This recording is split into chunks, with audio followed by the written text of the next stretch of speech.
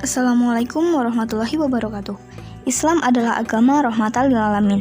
Allah Subhanahu wa Ta'ala sebagai pencipta alam semesta mengutus seorang nabi terakhir sebagai penyempurna akhlak, yakni Rasulullah SAW, yang kepada beliau diwahyukanlah sebuah kitab yang menyempurnakan kitab-kitab terdahulu, yakni Al-Quran. Al-Quran diwahyukan secara berangsur-angsur kepada Rasulullah saat beliau berusia 41 tahun, atau lebih tepatnya adalah 16 Agustus 610 Masehi. Seiring dengan perkembangan zaman, ilmu pengetahuan terus mengalami kemajuan.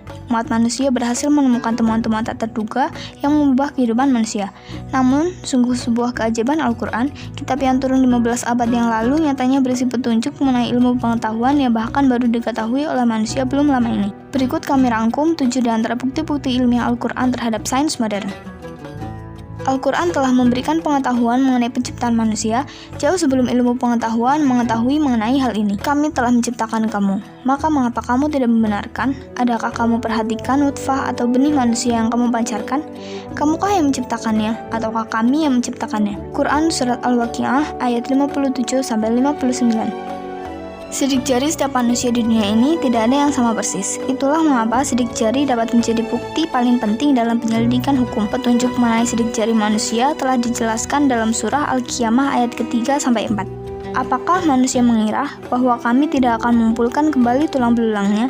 Bukankah demikian, sebenarnya kami kuasa menyusun kembali jari jemarinya dengan sempurna.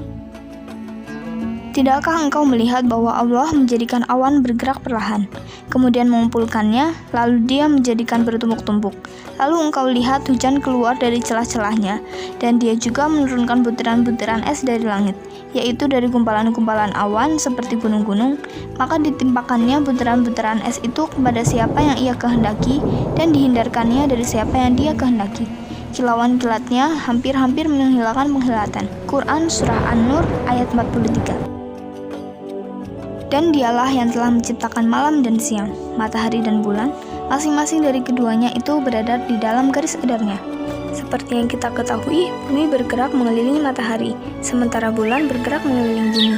Sains berhasil menemukan teori ini, sementara Al-Quran telah memberikan petunjuk terkait hal ini ribuan tahun sebelumnya.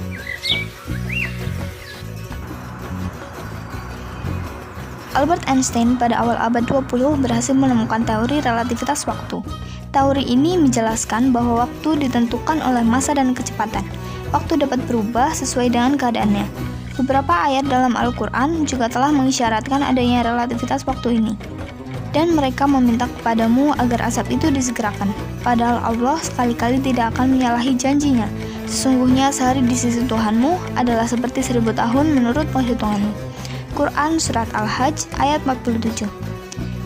Dia mengatur urusan dari langit ke bumi, kemudian urusan itu naik kepadanya dalam satu hari yang kadarnya adalah 1000 tahun menurut perhitunganmu. Quran Surat As-Sajdah ayat 5. Malaikat-malaikat dan Jibril naik menghadap kepada Tuhan dalam sehari yang kadarnya 50.000 tahun. Quran Surat Al-Ma'rij ayat 47. Dan matahari berjalan di tempat peredarannya. Demikianlah ketetapan yang maha perkasa lagi maha mengetahui. Telah kami tetapkan bagi bulan atau manzila-manzila, sehingga setelah dia sampai ke manzila yang terakhir, kembalilah dia sebagai bentuk tandan yang tua.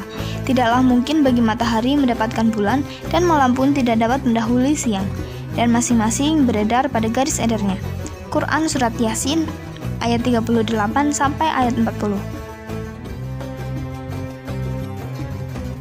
Teori Big Bang. Dalam teori ini dijelaskan bahwa alam semesta ini awalnya berasal dari gumpalan massa yang sangat padat dan panas. Kemudian karena tekanan panasnya memuncak, massa ini mengalami ledakan besar atau Big Bang menjadi serpihan-serpihan alam semesta. Tata surya, galaksi, nebula, planet, dan sebagainya yang terus mengembang. Ledakan ini diperkirakan terjadi sekitar 15 miliar tahun yang lalu.